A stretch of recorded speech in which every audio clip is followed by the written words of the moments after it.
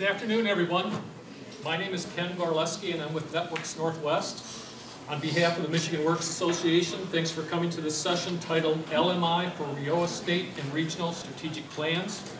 Just a few quick housekeeping tips. Number one, make sure your cell phones are off. Number two, all available workshop presentations and handouts were provided electronically before the conference and can be accessed electronically via the conference website. Be sure to check back for any additional updates or additional information. We're eager for your feedback about the conference in this session. Watch your emails for an electronic survey, which will be distributed immediately following the conference. One lucky respondent will win a free night here at the Soaring Eagle, so make sure you get those in. Now I would like to introduce our speakers for this session. Jason Palmer, Director of the Bureau of Labor Market Information and Strategic Initiatives. Leonidas Marimba, Regional Research Coordinator, Department of Labor Market Information and Strategic Initiatives, and Scott Powell with the Bureau of Labor Market Information and Strategic Initiatives. Gentlemen, the floor is yours. Okay, thank you. Well, thanks all of you for coming out today on a Sunday. We are really excited to be part of this event. Luann and the team reached out to us, and you know, with all, well, first of all, has anybody heard of WIOA?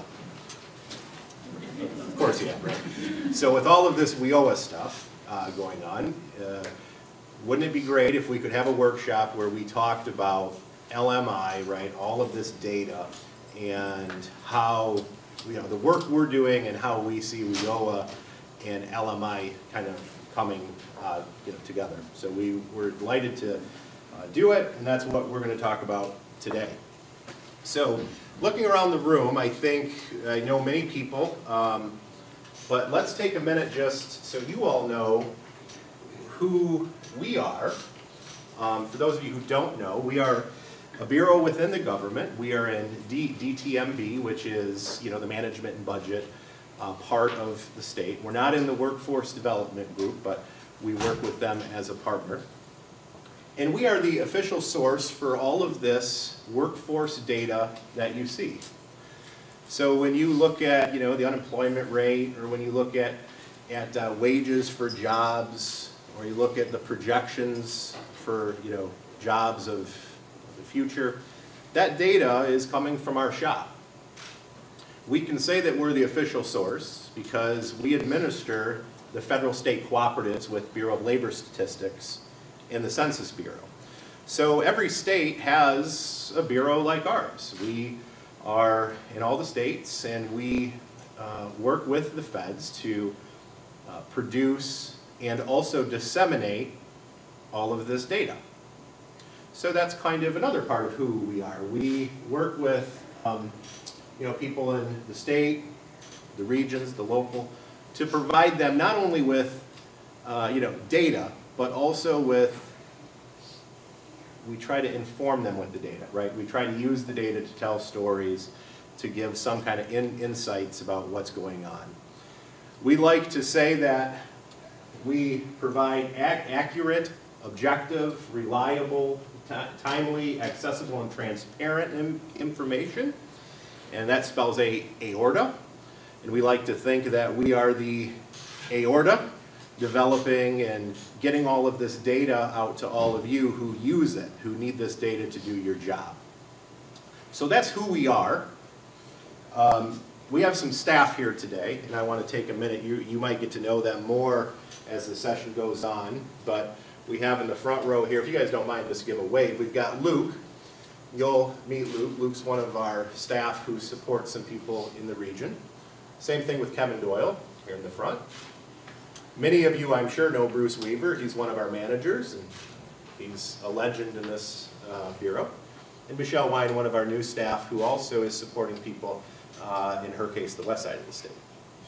I'm with Leonidas and Scott. Scott is our new Director of Research, and we're excited that we stole him away from New Jersey to come work with us. He's been here for, is it 3 or 4 months now? Almost 4. And so you're going to get to hear from Scott some of the things he and his team are doing to support our work around WIOA. Also, Janice is here. For those of you who know Janice, she's not in our bureau, she's in the workforce development, group, but Janice is responsible in large part for the state plan, for the WIOA state plan. So from time to time today, if you want to chime in with the stuff that we're talking about, please feel free to, and know that she's a resource as well for all of you when you're thinking about the state plan and the local plans. Any questions about who we are, what we do? Okay. We believe in our Bureau that WIOA gives us a chance to really look at who we are and what we do. And we're taking this, you know, as all of you are doing all the work that you're doing around WIOA, we're doing the same thing. Okay, we're looking at our Bureau and we're saying, you know, how can we help support the state and all the work they're doing with WIOA, and how can we support the regions? A couple things that we view as being our job is we believe it's our job, not just in the state, but also across the country, to provide some, you know, we want to lead the WIOA discussion. As a state, we think that Michigan's doing some pretty cool things, and we want to share a lot of the things that we're doing across the country, and we want to hear what other folks are doing and bring it back here as well. We believe that it's our job to, along with all of you, be reading the statute and trying to interpret what a lot of those clauses and in words mean. Just this summer, Michelle, Luke, and I, maybe in this room, put on a workshop where we talked about, this was an hour and a half along with the cluster team for the state. We put on a workshop where we talked extensively about two clauses in WIOA. Were some of you in that session? Okay, a couple. All that we did is we talked about what an existing and what an emerging in-demand job is. And that took a lot of time. And the reason it took a lot of time is because we wanted to show in that workshop how we were thinking about the words of the statute and matching those words with the data that we have available to produce the best information for the state and the local plans. So we believe that's our job. We also have to be sure that as we're working through WIOA, that I am talking to the BLS, right, Bureau of Labor Statistics and the Census Bureau, to be sure that they are producing the data that WIOA needs, right? It doesn't do any good if one group of the feds are saying we want A, B, and C, and another group of the feds, right, the Bureau of Labor Statistics, are producing data for D, E, and F. So we have to be sure that we're encouraging our federal friends to align the data that's being produced, that all the states help produce, with what's needed in WIOA. What we can do in our state is we can, and we're doing this now, we can evaluate all of the products and the services that we have in our Bureau, and we can evaluate them to be sure that they are indeed supporting what you all need us to do. So if there's things that we're doing that don't help, we need to be looking at those and trying to align our resources, right, to accomplish things that help you and the work that you're doing. So all of these things that I'm talking about here, we think we have a chance to do with WIOA. So just know that we're not sitting back as you're all doing this, we're actually thinking about it too. This is a diagram that comes from NASWA. I know Ron Painter's across the street there presenting. This comes from the NASWA LMI committee. I'm on the LMI committee for NASWA, and what that allows me to do is, like I said, go to these meetings with my peers across the country and hear what they're doing and share what we're doing here in Michigan. What this is a diagram about is how LMI fits in WIOA. And I like this because it mentions how the work that we do really is in Section 308, which was amended by WIOA, but how it connects to all of these other bubbles. Just for example, a couple, you know, identify the labor market regions based on data. Okay, so a lot of the data, well, I want to be clear, we didn't pick the 10 regions, but we did provide data that helps support how these 10 regions would be used. The people who did this used a lot of our data. You know, this goes all the way through developing the state plan, building in-demand jobs lists and data, right? So all these different sections of WIOA call for the LMI data. And we're taking care of many of these bubbles behind the scenes so that when the time is right, we'll be there. The objective of today's talk, what you read in your binder when you decided to come here, is what's in that green box. We want you, at the end of this session, to know the types of data and analysis that are required in the state plan and the local plan. And we want you to know of some of the really cool tools and products that we're developing to help all of you. What's not written there is we want your feedback. So as we're talking, if you hear something that we're doing that just doesn't sound like it's hitting the mark, we need you to let us know that. Okay? If you hear something that we're doing that's really exciting, let us know that so that we can better, right, serve all of you. You're going to hear from Leo first, and then you're going to hear from Scott.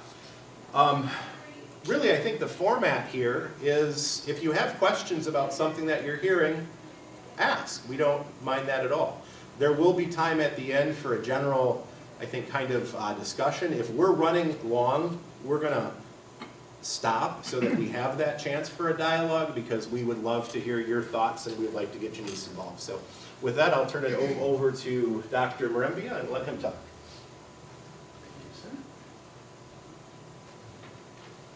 All right.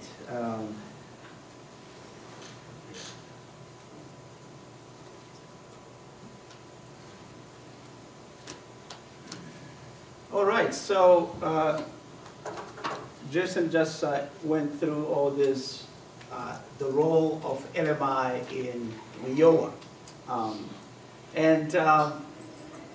I have a tough job to provide you some of these numbers, and I know how boring it can be. So, but I decided to not only give you numbers. I know some people like numbers, but also give you some nice charts and really cool charts and tables. So I'm pretty sure that you're gonna all wake up and really get involved in this. So for those of you who have had the courage of going through the whole WIOA like I did, the law, the text, in section 102, this is where it really defines what LMI should do for the state plan, okay? And you can see what I highlighted in green, the economic conditions of the state, okay? And that includes identifying existing and emerging in-demand industries and occupations. And then you go down here where we have to analyze the current workforce and labor market trends. Okay, so we've done that for the state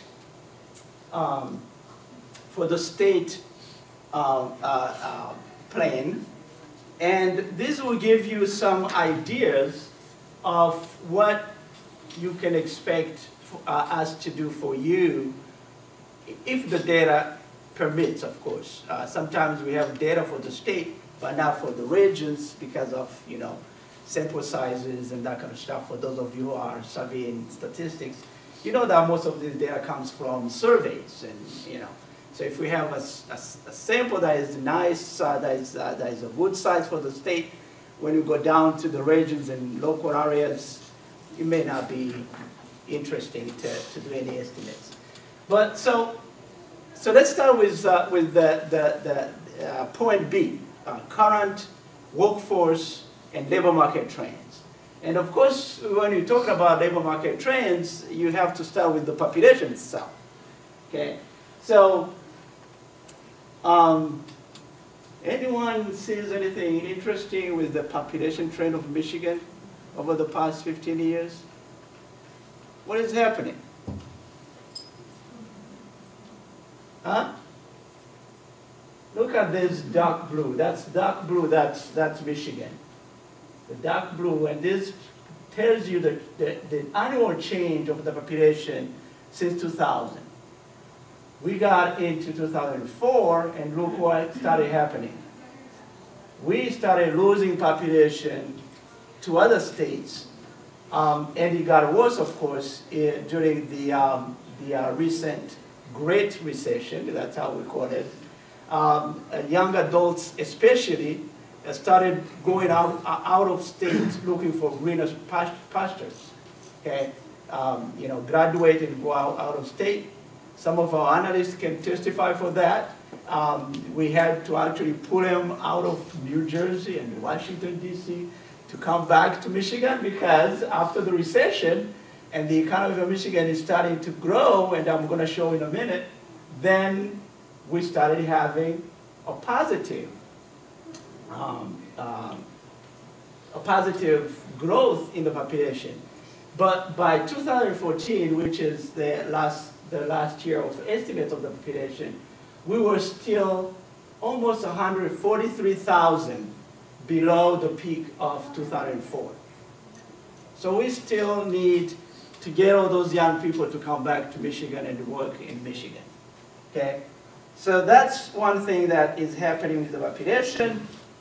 Now let's see what's happening with the labor force. Okay? So this graph is a little bit, intense. It has many things in it, and I'm pretty sure, but it's easy to read. You have the employment and the labor force levels here on this side, and you have jobless rate, unemployment rates on this side.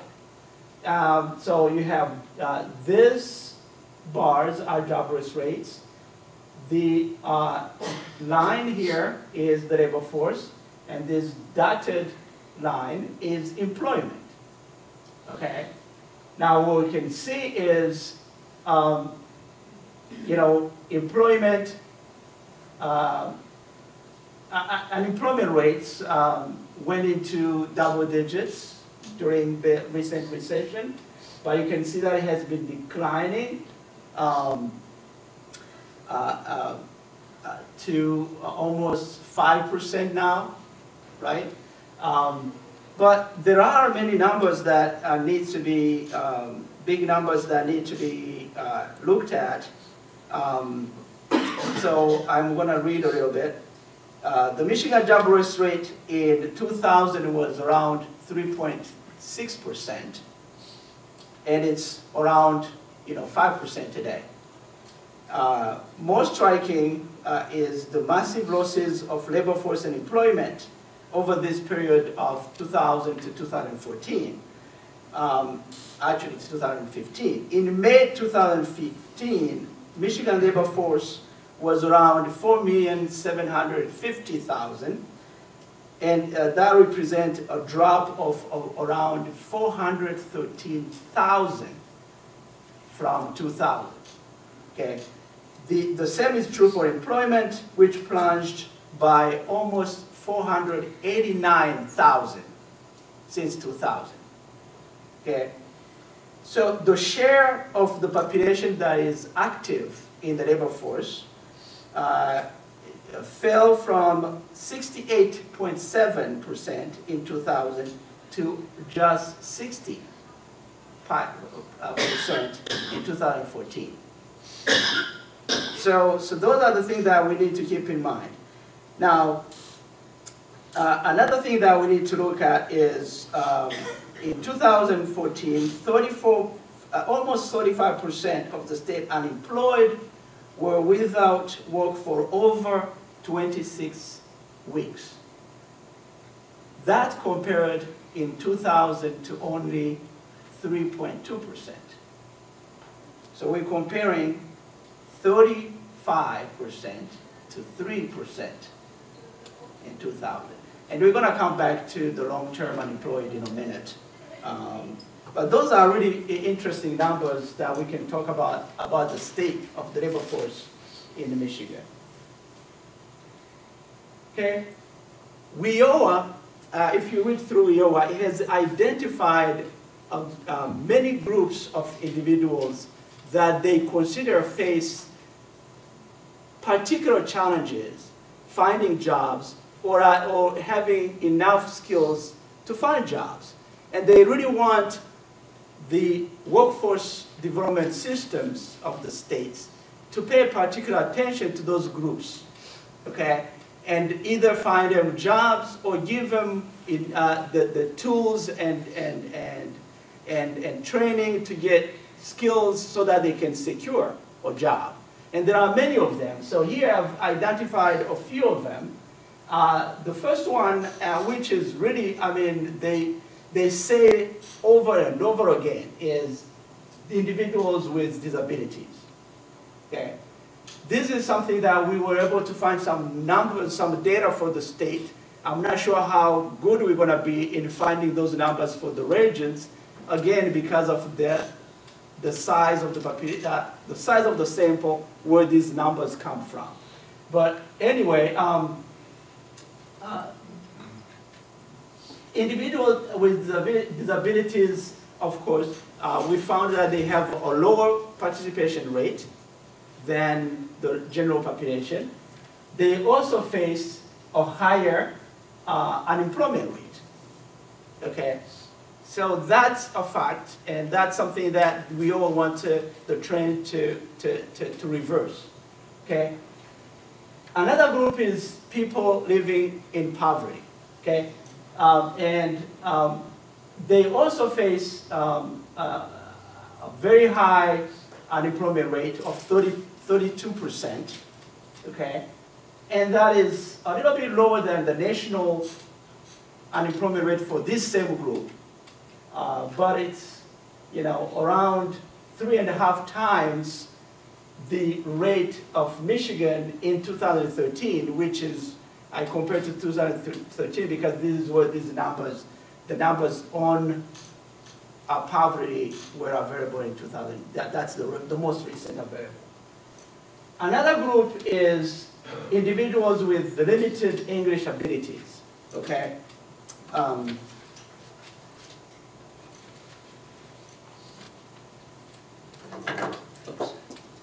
I think I had a few numbers that were pretty interesting. In 2013, the U.S. Census Bureau estimated that there were close to 295,000 people in Michigan that spoke English less than very well. Okay? Of those, about half of them, 126,000, did not participate at all in the labor force. So that's really, you know, very high, a very low participation rate for this group. Okay, another group that is going to be interesting, I'm looking around the room, and is what the WIOA calls older individuals. We are still using the 55 and above, and I think maybe WIOA is a little bit behind.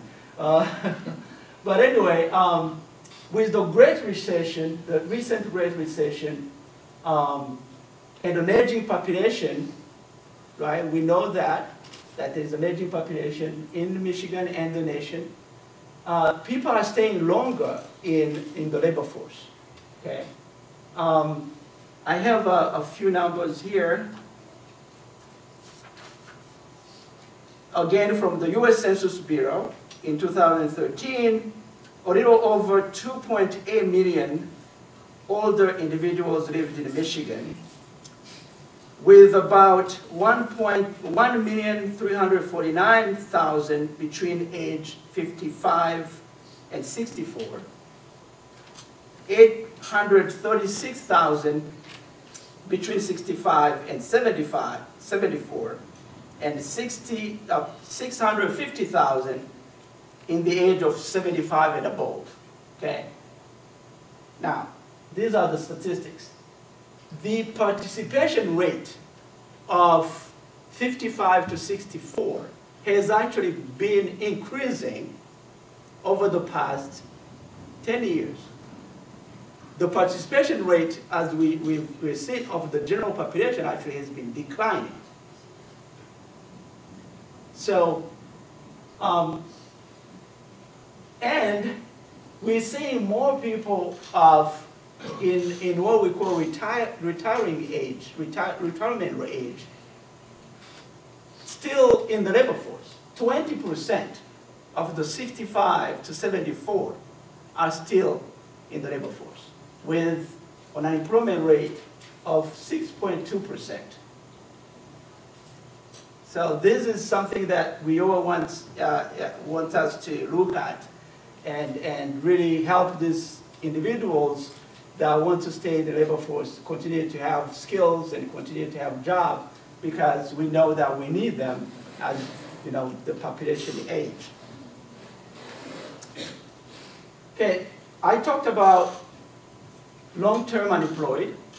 This is actually a cool picture, but I got it from one of our analysts, Luke Bangi, and he's going to actually, at the end, I hope we're going to have time, he's going to talk about a study that he's doing on long-term unemployed in Michigan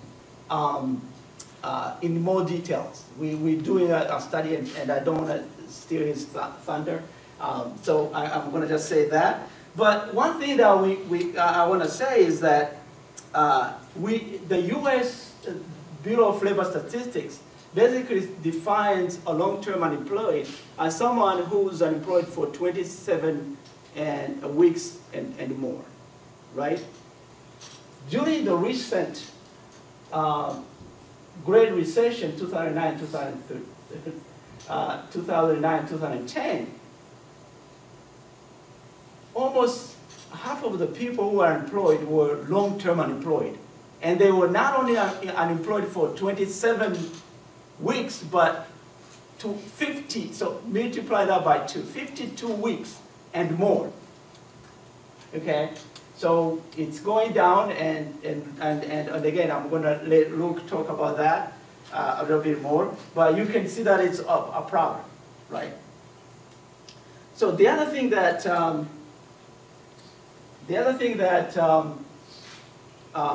we all want us to talk about as LMI shop is to look at employment trends of the state. And we're talking about payroll jobs now. So these are place of work jobs. And I tried to make an index. So if we make all this, the starting point 2007, which is the pre-recessionary year, and then go forward, we can see that by 2014, we were still around 2% below the pre-recessional level. The U.S. has gone above, right? If we have numbers that we didn't put in here, but between 2014 and May of 2015, where I was doing this analysis, the economy of Michigan actually grew very, very strongly. And we had actually reached, by May 2015, we had actually reached the May 2007 levels. So in terms of payroll jobs, we are doing okay. Okay. There's more in the analysis that I'm not going to show here, but this is just to give you a little bit of summary of what the economy of Michigan is doing. Instead, I'm going to go into this, which is one of the things that they really want us to identify, because this helps you to know which industries, which occupations that are in demand, so that you can, start getting your training programs up and running, right? So we had, and we used the definition that was provided by the law. And in some cases, we interpreted some of the words, such as what is existing, like Justin said, what is existing, what is emerging. But other than that, we got all these definitions from the law. So for example, these are industries, these are growth industries that pay above average wages, present advancement opportunities within the cluster, and have a significant impact on the stability and growth of other sectors. And for us, as economists, we understand that as high employment multiplier, okay? We know that if a job is created in one sector, it has a trickle effect in the economy that allows other sectors to create more jobs, okay? So that's what they meant here. So, you know, I had prepared to go into all different, you know, talk about these different industries. But, you know, in the name of time, I'm just going to, you know, give you this. But you can see that transportation equipment is at the top of what we call the existing. So these are industries that are actually currently in demand, okay? Transportation equipment, we have construction as a comeback sector. It's coming back. Actually, all the three heavy and industrial construction, construction of buildings are in the top 10. And I think specialty trade is 11th in terms of current demand. Okay. Now we go into long-term or emerging industries. And we can see again that even though transportation equipment falls from the top, the first spot is still in the top 3 industries. Professional, scientific, and technical services is #1. And then we pick up one healthcare, ambulatory healthcare. This is all the you know, doctors' offices and that kind of stuff. That falls into this category here, okay? Now, in-demand occupations, okay? These really are occupations, and Scott is going to talk about the Hot 50 that we produced. So I'm now going to steal his thunder of the methodology that we use. But these are really the current ones. Actually, he's going to talk about the long term, so the next slide. So these are the current occupations in demand. So we need to distinguish between the current demand and then the projected demand, the long-term demand. So these are based on real-time job ads, okay, short-term growth, and also wage. Yes, those 4 factors. And the thing that we see is, you know, only one of this require a high school degree, only one require associate degree, and actually, you know, I've had discussions with many people about registered nurses really requiring more than an associate degree. But, you know, we go with the minimum requirement. But if you look at really many of the associate, now registered nurses, now they require really a bachelor's degree. So in the short run, we're seeing that the demand is really geared toward occupations that requiring more training and education. The long run, I'm going to leave it to the Hot 50. It's the same concept. But because it looks like my time is getting a little tight, and I want to get to the regional stuff. So if you look into the WIOA, the regional is in 108, section 108, and you read the whole thing. It's basically they are required to do the same analysis we're doing for the state, for the regions, right? So And if you look into section 106, which is the one that already is talking about local boards and their responsibilities, one of the things that they are asking them to do is the collection and analysis of regional market data in conjunction with the state, right? So we interpret this as the local boards and elected officials really need people who understand LMI, who understand how it's done, right? So that's how we interpret that. So we decided we need to come up with a way of training local people in how to retrieve labor market information and how to use it. So we came up with this LMI certification program for local users. And we did that with the help of Michigan Works Association, thanks to Luann Dunsford and Alison Mars and all the other people, Anissa, if they are in the room. And they are telling us that they will continue to support us in the future. So look into your inbox. We're probably going to be doing this next year at some point.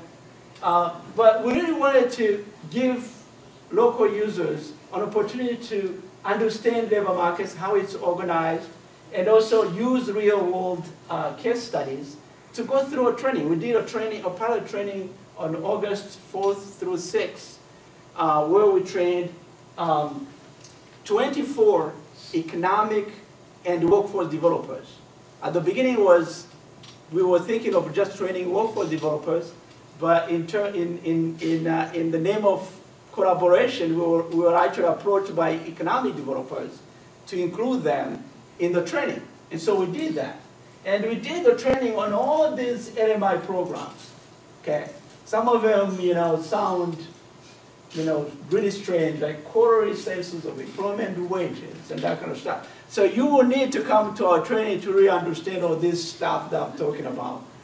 But what I want to go through very quickly, in 1 or 2 minutes, is the evaluations that we got from people that went through the training. Okay, so we asked, so we had 24 people, and they had to, every time they would evaluate every program. So we had 11 programs that were trained in, and we got a response rate of 79%. So 208 out of 264 possible evaluations. Okay, so they were to evaluate the overall program, okay, the content, and the clarity of each program. So these are the very quickly the responses that I got. Overall, we have around 85% of people that participated saying they were satisfied of the program, all the program altogether, right? So we had only I think 3 people who indicated that at least one of the program didn't really apply to their work. Okay, so that's 3 just responses out of the 200 something that we So for us that's a plus. Okay, the content, it gets even better. Okay, 94%. So that's for those of you who are in the teaching business like I am, that's an A, right? 94% say they were satisfied with the content of our program. The clarity, this is me talking and all the other people that were talking. I believe Bruce Weaver was one of them. I don't see any other person who was presenting at that time. But we have 91% of people say that we were pretty, I see one of the person who actually was in the training. So that's great. So she can testify of what I'm saying. Handouts, same percentage of satisfaction. We could do better, of course, we could laminate all that stuff and put them in really nice booklets and that kind of stuff. But, what we did, they loved it, okay?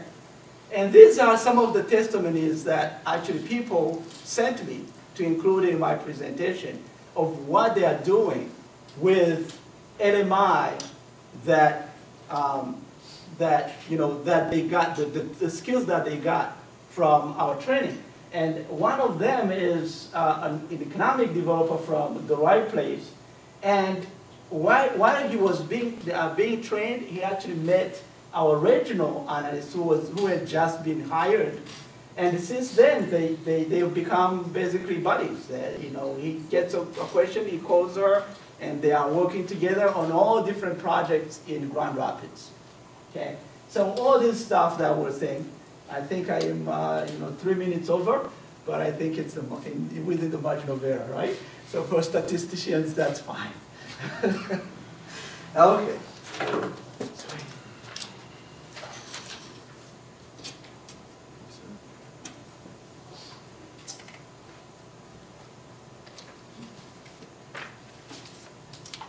Okay, so thank you, Leo. So just to recap where we're at right now. So Jason started off, gave you a little bit of information about who we are at the Bureau, what we've been doing as far as WIOA goes, and then Leo gave you a snapshot of what a plan looks like, in particular what we've contributed to the state plan, and what kind of elements need to be in that. What does your population look like? What does your labor force look like? What does barriers to employment look like? Things like that. And then Leo just talked about our LMI certification program that we piloted back in August, and it was a great success. Leo put in an incredible amount of work, and it really, really came together well. So what am I going to talk about? What I'm going to talk about is basically all the products and publications that we have available to you all in the regions to help you as you produce your own WIOA plans. Some of these are just coming out now. Some of these things we haven't done. All right, some of these things we used to do, we haven't done in a while, we're going to bring back. And some of these things we've been doing for a long time. So I just want to basically go through this list and introduce you all to a lot of the products and the publications and the tools that we have available to you for your WIOA estate planning. So after LMI certification, we have in-demand occupations. So as you saw some text up here earlier that describes one of the main components of WIOA is that you need to understand what are the in-demand industries and occupations both in your state and in your region. And we do quite a bit of work with this. So one thing we do at the state level is called the Hot 50. So if you've been in Michigan for a while, you're probably familiar with this. We do this about once every 2 years. We put out a list of the top 50 jobs for the state of Michigan. We just finished this. It just came out last week. So if you have an internet connection right now and you want to check it out, it's on our website. It was just posted on Friday, but I can also give you a sneak peek at it right here. Not that you can read that whatsoever, but I can give you a summary of it. Okay, so what's on here? We've got 8 skilled trades occupations, 13 STEM occupations, 18 middle skilled jobs, and 32 jobs that require a bachelor's degree or above. How do we come up with that list? There's a number of categories up here that we basically rank all these occupations on. So we look at the number of annual openings that we expect to happen through 2022. So these are long-term projections. These aren't what's going on right now, as Leo pointed out. So we look at the annual openings. We look at what the wages are for these occupations.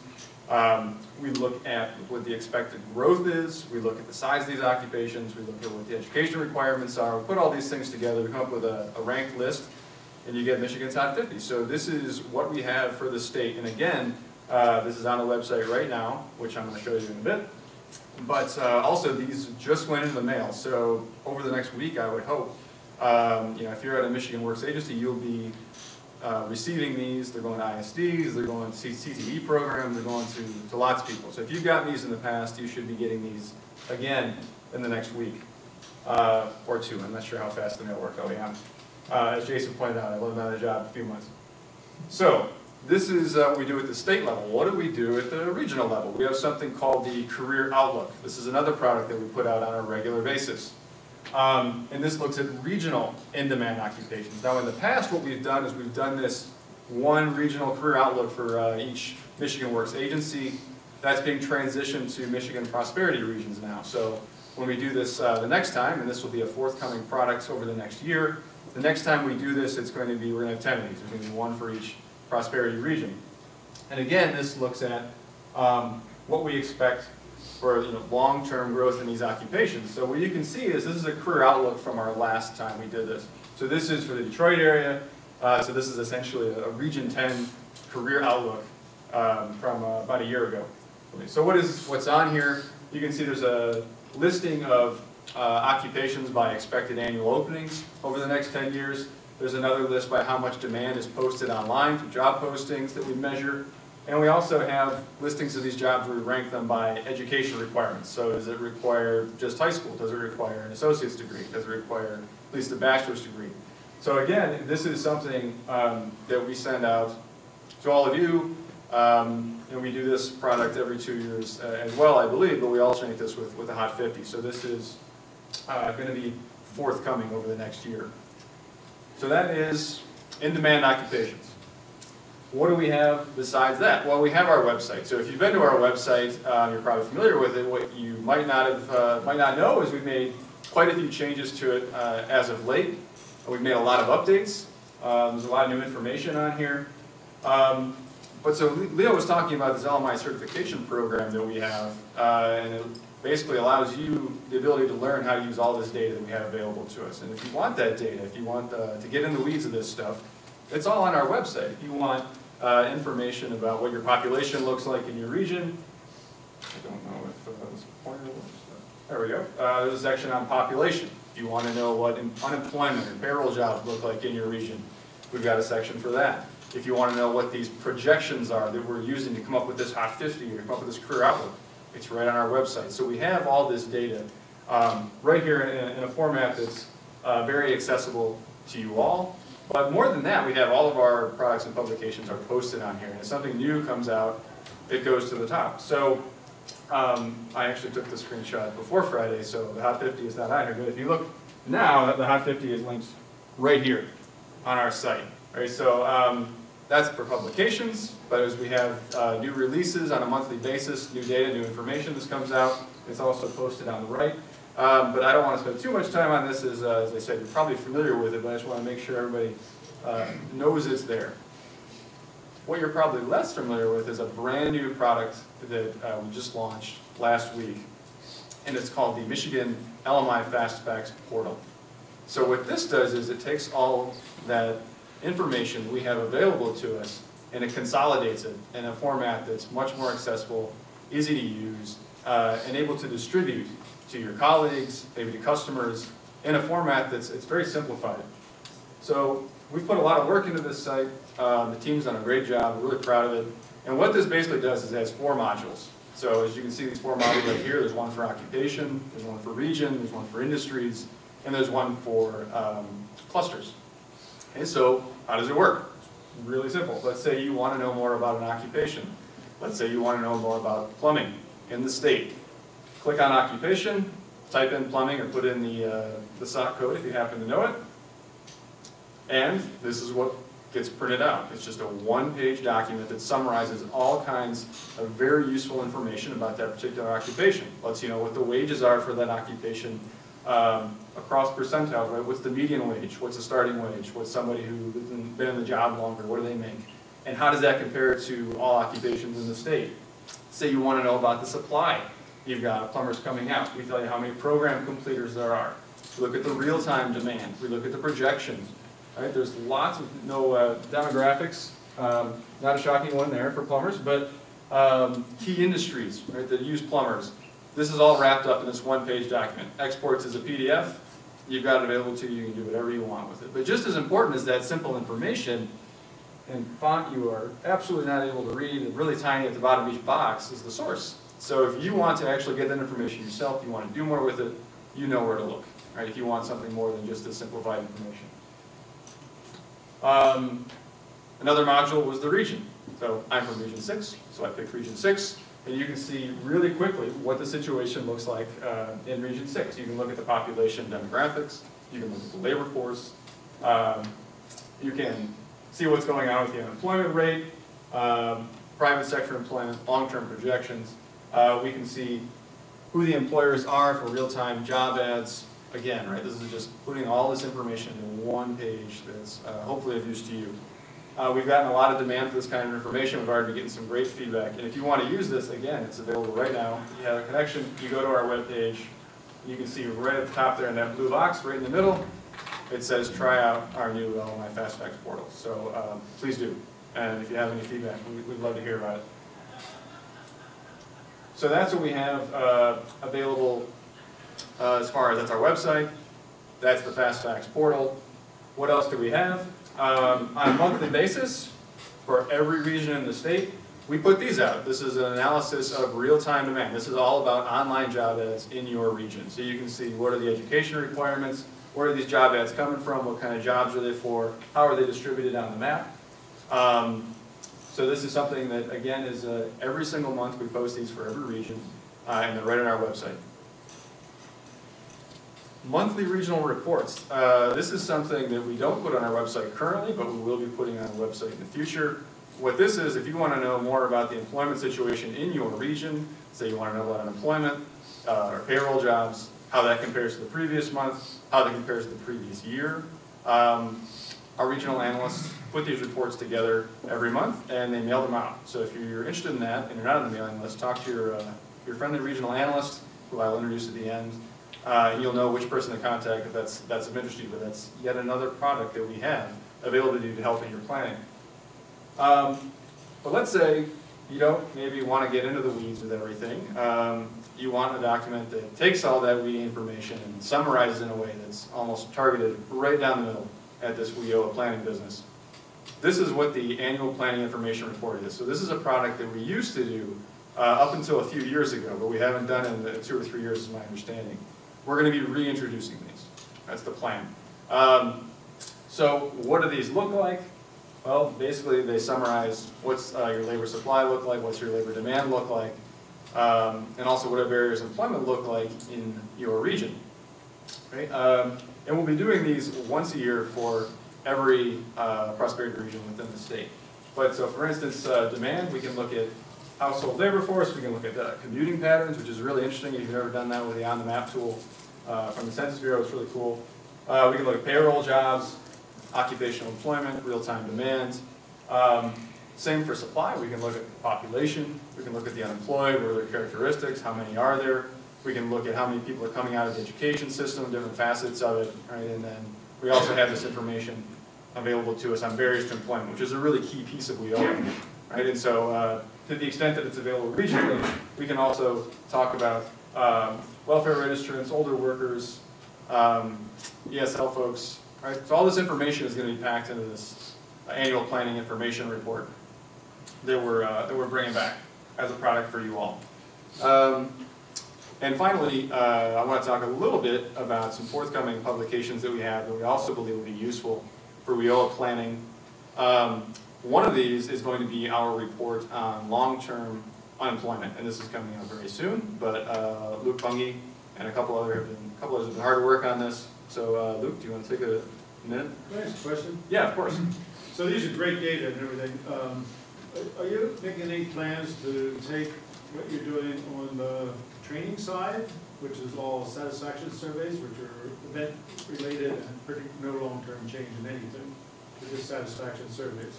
So are you making any plans to try to find out if your training programs actually predict any changes in these data over time? In other words, your training programs actually work 2 years hence, as opposed to a one-time satisfaction survey. So the training program that Leo discussed? Yes. So the training program that Leo discussed is training analysts in the regions. Right. Okay, so I guess, so you're asking me if these are producing better reports regionally? Yep. I'm asking, do your training programs produce any real changes other than satisfaction surveys? We did the first one, a month and a half ago, so it's really early to tell at this point. That was our pilot program. I think it's a great question about what kind of effect they are going to have. I think we'll absolutely want to evaluate that as time goes on. I'm sure that will inform to the extent they continue to go on. But right now, sure. Yeah, Mary, right? Yes. When will the annual planning information reports be coming out? That's something we're still figuring out. If you all want to give us some feedback on that, of what you think would be useful. I mean, there's elements of these reports that we still need to collect the data on. So, but beyond that, right, I would love to hear from you all when you think you're going to start this planning process and when you think they'd be useful. Yesterday? I can't do that, I'm sorry. But, Okay, so we still have, I think, hopefully plenty of time. So just, Luke, go right ahead and talk about the long-term unemployment. So I'm finalizing a report on the long-term unemployment. As we spoke earlier, at the barriers to employment. This is a group, I think, within WIOA that doesn't get enough attention. We know they're out there, it's a buzzword, but we don't treat them as unique people that have unique needs. And so this report kind of tries the first section to outline the number and characteristics of Michigan. So as Leo's chart he put up there, it really shows that in 2000, only 3.5% of the unemployed were long-term unemployed, and only about 6,000 total in Michigan. Whereas now, currently, after it's gone down a good bit after the Great Recession, it's still at 30% of the unemployed are long-term unemployed, and 85,000 in total. And so that's the first part, kind of just talks about those kind of aspects of it. And then the second section goes in what occupations are more affected by this. So we can take results from the CPS survey and look at that. Current population survey, excuse me. And so that way we can see, say, production occupations, which you may intuitively think are more affected by it, and then the data actually does show that. And so we can go through all those, and then along with that, kind of gauge the potential labor supply by using some of our projections, our job vacancy survey, which will be talked about in just a second, along with our real-time ads. So that way we can also then connect those together with what skills and training do those long-term unemployed need to be targeted with, so that they can then get back into work. Because these people are a part of the labor force. They're actively looking for work. And so we just have to meet them somewhere, and that's where you guys come in. I hope this report turns out to be very helpful for you all. Great. Thank you, Luke. And we're also doing a workshop, serving the long-term unemployed. Luke will be joining me to present the findings from this report and lay out some of the recommendations from this. And that's October 24th. Here. It's in Lansing. No, sorry. They're always here. Okay, so Luke's been hard at work on this long-term unemployment work, a key piece of the labor supply, but we've also, in conjunction with the Workforce Development Agency, we've conducted a job vacancy survey to get more at what are these positions that are in demand. And Jason, you want to say a few words on the job vacancy? Yeah, I'll say a few words. Yeah, so none of the staff who are working on that report are in the room, at least working on it, the writing. Kevin's been doing a lot of work on the sampling. But this was a report that we're really excited about. We surveyed 11,000 firms in Michigan to ask them about their vacancies, what jobs they have available right now for people to fill. And this is, a sample where we stratified for the industry, for the region, and for the size of the firm. So based on those groups, we have pretty good results where we can talk about, the industries in which we see demand, the regions, and we can drill down, of course, to the occupations, or groups at least of occupations. And with that, we have a lot of great data that we asked in the survey about the education and training that is required, the benefits that are offered, the wages that are offered. So the team is putting together the report, and we hope to have it out the first part of this month. And look for that on our website as well. The cool thing, I know we're short on time here, but that's step one of this process, is that we're going to do this great report. What we also think is really cool about this is we're going to have now a scientific survey of vacancies in the state that we know met all of the things Kevin and our state demographer and Bruce told us that it had to do to be reliable. We're now going to take this data and we're going to put it next to all those vendors that have real-time data. So we're going to take our scientific survey and we're going to evaluate the Help Wanted Onlines, the Burning Glasses, the EMSIs, to see which of those line up with what we know is right. And while we don't necessarily have plans to produce that, and put it out on our website, we'll certainly talk to people about it, and it will inform our own buying decisions when we're looking for vendors to use for this real-time data. Okay, thanks, Jason. So I just have one more slide to go, I think. And what this is just, so we've told you all about this information we have available to you, all these products, all these tools, but none of this substitutes for just, a human being.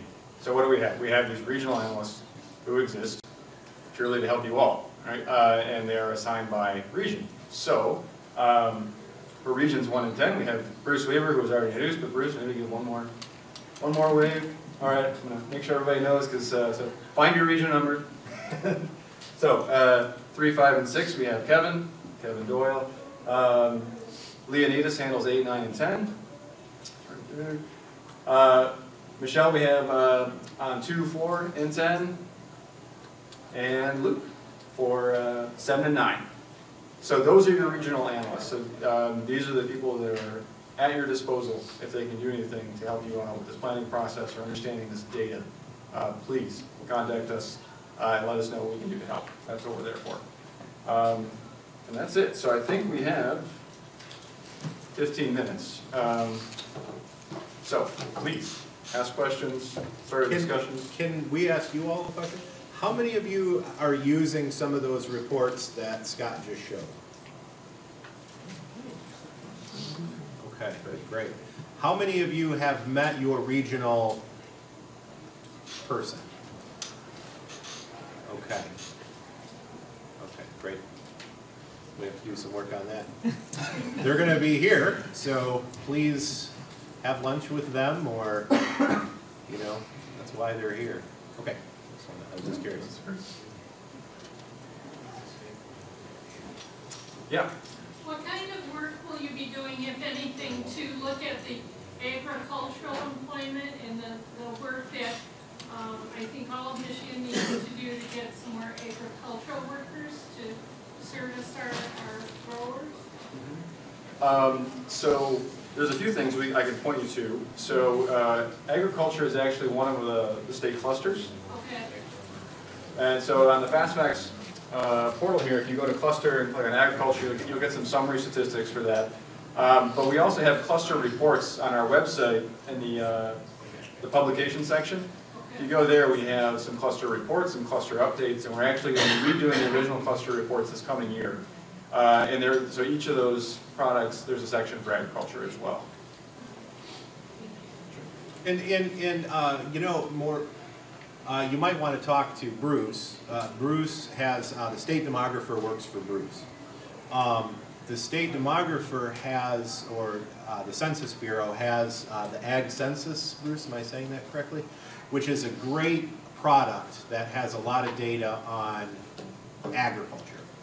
And the world that we're in, labor market data is decent with ag, but the Census Bureau and some of the partners, that they have better data. So that might be worth talking to Bruce about. Okay, thank you. Yes. I may have missed it, but when did you say you'd be offering another certification class? You didn't miss it. Oh, okay. Well, then I'll put you on the spot. Yeah. We're figuring that out now. Again, we'll be happy to take any suggestions you have about it if you think that's useful and when. But I think right now our target is for sometime in the spring. How much demand is in this room to attend one of those?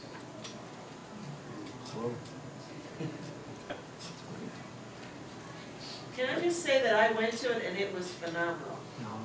So if you don't think you need it, you should go anyway. Thanks, Mary.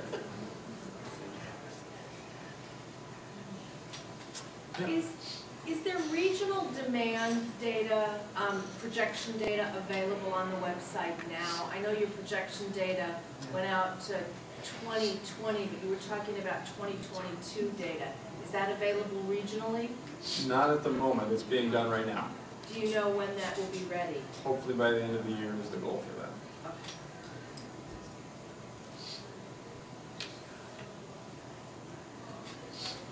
But yeah, and again, as soon as we do get that done, then we can start working on those career outlooks for you all. Any questions for Janice? You should have scooted out sooner. Or Janice, do you have, anything you would add?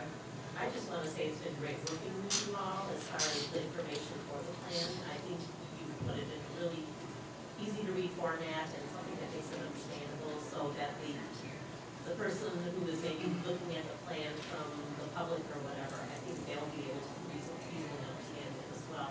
And I also want to say that your Fast Facts portal, I think, will be a great addition. We're going to include that as part of our eligible training provider list, so that when individuals are looking at career options and training, they'll be able to go in and actually look at that particular occupation that they might be interested in, and that'll make them, or give them an informed choice of what they actually go and do.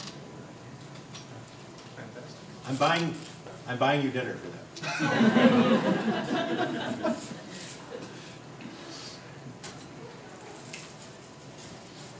Any other questions we can help out with? All right, well, we're not going anywhere, so if you want to ask him something afterwards.